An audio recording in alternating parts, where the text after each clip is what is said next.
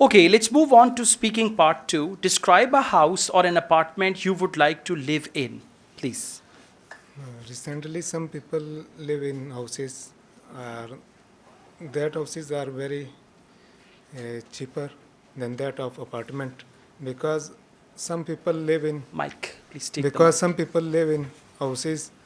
In that time, in certain time, people like house. Because of that, there are many worst places in house.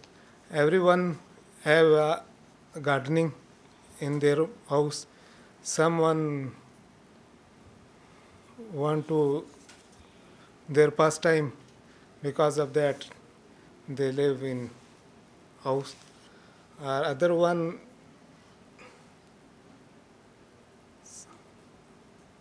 All right, listen, you have misunderstood the topic.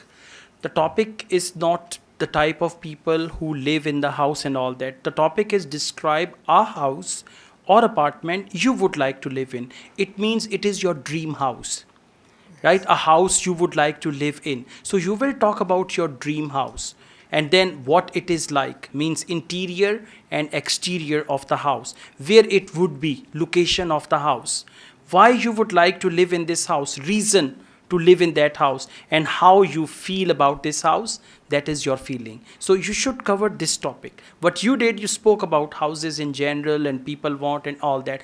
The topic is your dream house, yes, that in the future one day you would like to live in a house. Okay, so try to focus and understand the topic so that you could speak well. Now let's move on. Speaking part 3. Do most people in your country live in a house or apartment?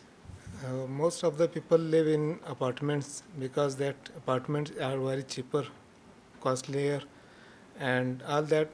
Our younger people live in apartment because apartment the people wants because of that socio-economics gap. They live in high-rise apartments.